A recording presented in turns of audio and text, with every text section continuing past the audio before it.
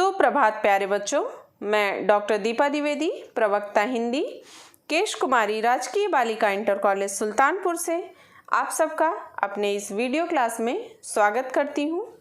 बच्चों, पूर्व के वीडियो में हम लोगों ने सुभाषितानी नामक पाठ से श्लोक संख्या 4 तक का ससंदर्भ हिंदी अनुवाद का अध्ययन किए थे। आज के इस वीडियो में उसके आगे के श्लोक का ससंदर्भ हिंदी अनुवाद का अध्ययन करेंगे। संदर्भ है बच्चों, प्रस्तुत श्लोक हमारी पाठ्य पुस्तक हिंदी के संस्कृत खंड के अंतर्गत सुभाषितानी नामक पाठ से उद्धृत है। 5वां श्लोक पढ़ेंगे अब हम लोग। अकृत्वा पर संतापम गत्वा खल मंदिरम अनुलंघ्य सताम मार्गम यत् स्वल्पमपि तद बहु। अकृत्वा न करके, पर संतापम दूसरों को दुखी, अगत्वा न जाकर या बिना गए, खल मंदिरम, खल माने दुष्ट, मंदिरम माने घर, अनुलंघ्य बिना पार किए हुए, सताम सज्जनों के, मार्गम मार्ग को, स्वल्पमपि थोड़ा भी, तद माने वह, बहु बहुत। इसका हिंदी अनुवाद देखेंगे बच्चों। अकृत्वा पर संतापम गत्वा खल मंदिरम अनुलंघ्य सताम मार्गम यत् स्वल्पमपि तद बहु। दूसरों को दुखी न करके, अगत्वा खल मंदिरम दुष्टों के घर न जाकर, अनुलंघ्य सताम मार्गम सज्जनों के मार्ग का उल्लंघन न करके, यत स्वल्पमपि तद बहु जो भी थोड़ा बहुत मिल जाता है वही पर्याप्त है। अर्थात इस श्लोक में गलत कार्य न करने से जिस समय की बचत होती है वह पर्याप्त समय है तथा उन गलत कार्यों को न करने की सलाह दी गई है कि दूसरों को दुखी न करके, दुष्ट के घर न जाकर, सज्जनों के मार्ग का उल्लंघन न करके जो भी थोड़ा बहुत मिल जाता है वही पर्याप्त है। 6वां श्लोक देखेंगे बच्चों। सत्याधारस्तपस्तैलम दयावर्ति क्षमा शिखा अंधकारे प्रवेष्टव्ये दीपो यत्नेन वार्यताम्। सत्याधार, सत्य ही जिसका आधार है। तपः स्थैलम, तपस्या ही जिसका तेल है। दयावर्ती क्षमा शिखा, दयावर्ती दया रूपी बत्ती जिसकी, क्षमा शिखा क्षमा जिसकी शिखा है। अंधकारे प्रवेष्टव्ये, अंधकार में प्रवेष्टव्ये प्रवेश करने पर, दीपो यत्नेन वार्यताम्, दीप को प्रयत्नपूर्वक, वार्यताम् माने जलाना चाहिए। तो इसका हिंदी अनुवाद है बच्चों। सत्य ही जिसका आधार है, तपस्या जिसका तेल है, दया जिसकी बत्ती है और क्षमा जिसकी शिखा या लौ है, ऐसे दीप को, ऐसे दीपक को अंधकार में प्रवेश करते समय प्रयत्नपूर्वक जलाना चाहिए। अर्थात इस श्लोक में सत्य, तप, दया तथा क्षमा रूपी दीपक को प्रयत्नपूर्वक प्रकाशित करने के लिए बताया गया है। 7वां श्लोक है बच्चों, त्यज दुर्जन संसर्गम भज साधु समागमम कुरु पुण्य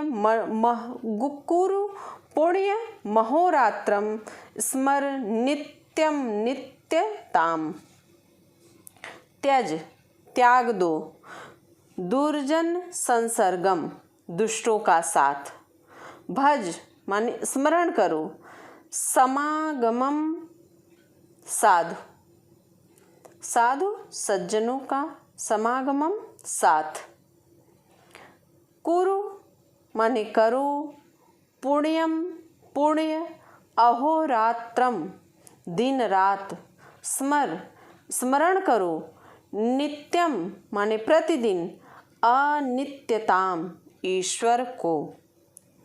तो इसका हिंदी अनुवाद है बच्चों, त्यज दुर्जन संसर्गम भज साधु समागमम, दुष्टों का साथ त्याग कर साधु संतों से मेल मिलाप करो।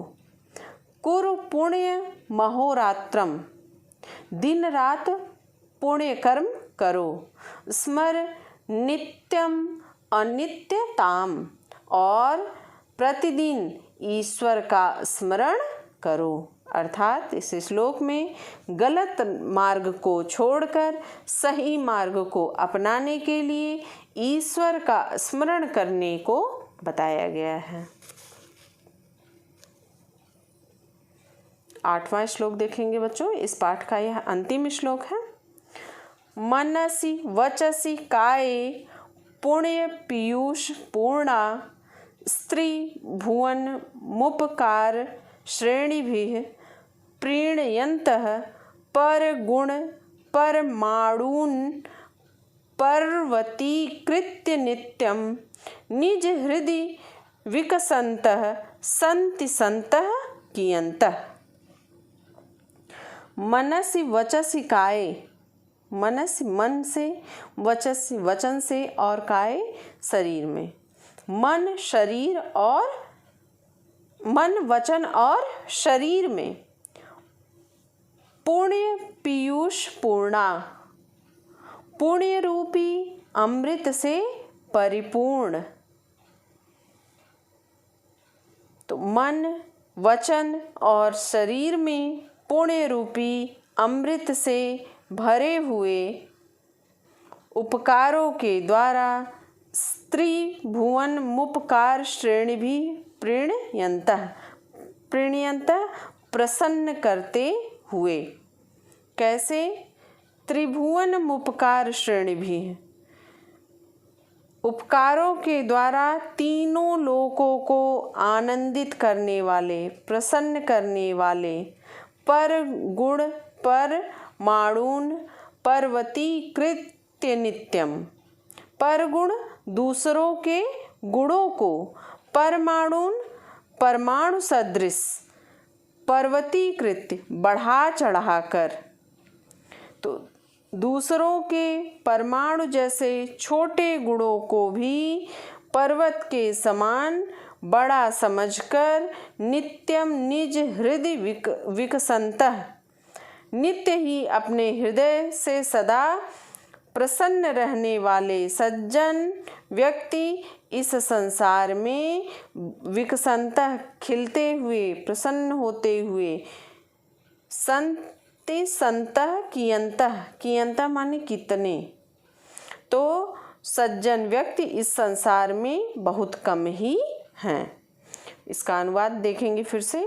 मन वचन और शरीर में पुण्य रूपी अमृत से भरे हुए उपकारों के द्वारा तीनों लोकों को प्रसन्न करते हुए दूसरों के परमाणु जैसे छोटे गुणों को भी पर्वत के समान बड़ा समझकर नित्य ही अपने हृदय से सदा प्रसन्न रहने वाले सज्जन व्यक्ति इस संसार में बहुत कम ही हैं।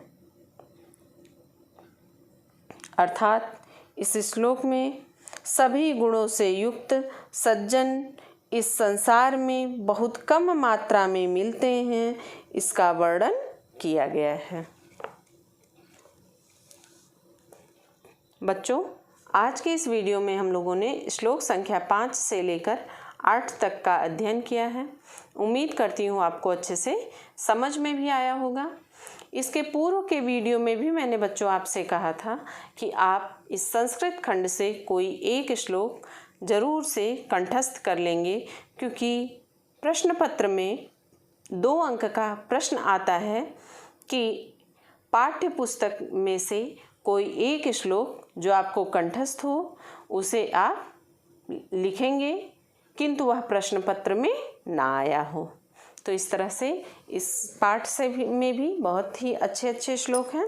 आप कोई एक श्लोक ज़रूर याद कर लीजिएगा, लिख कर उसका बार बार प्रयास भी कर लीजिएगा कि कहीं से कोई वर्तनी की त्रुटि न रहे।